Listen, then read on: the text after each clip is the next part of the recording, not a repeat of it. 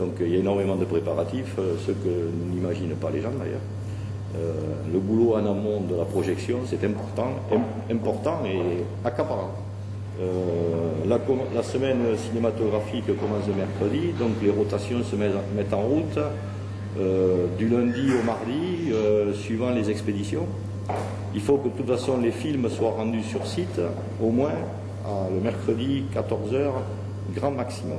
On a donc la grille qui est établie par M. Garat, donc de l'entente de Saint-Louis, qui est chargé de faire les rotations de films sur toutes les salles qui participent à cette entente.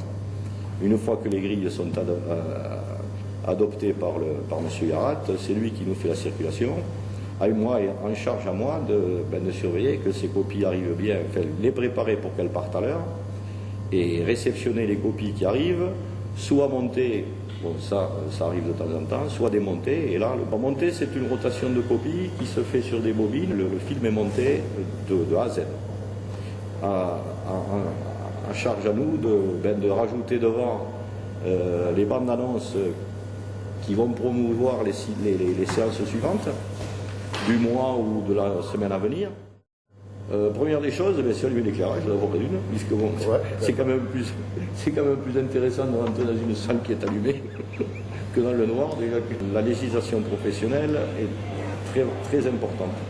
Donc je suis même à la limite, c'est pas que je suis même à la limite, je suis également chargé de la sécurité des gens et des personnes qui sont dans la salle en cas de souci. Donc je dois veiller que les portes d'accès soient pas déverrouillées, mais libres de tout passage.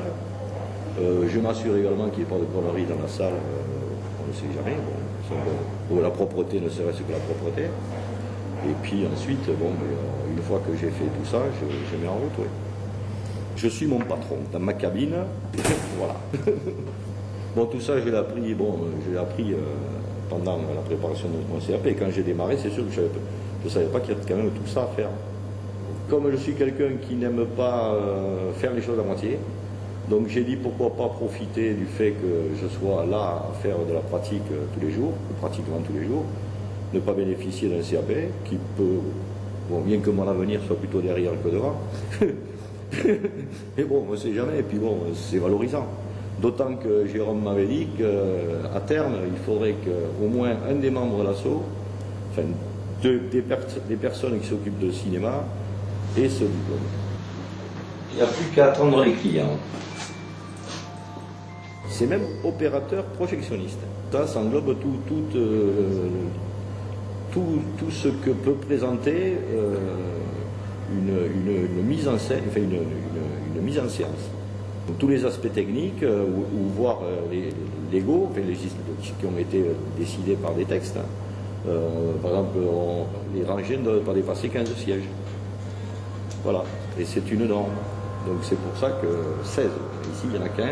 Quand j'ai passé mon CAP, donc c'était sur l'Institut de Mérignac, je me suis retrouvé confronté au même type de projecteur que nous avons, donc il n'est pas obsolète, il est une notre surannée.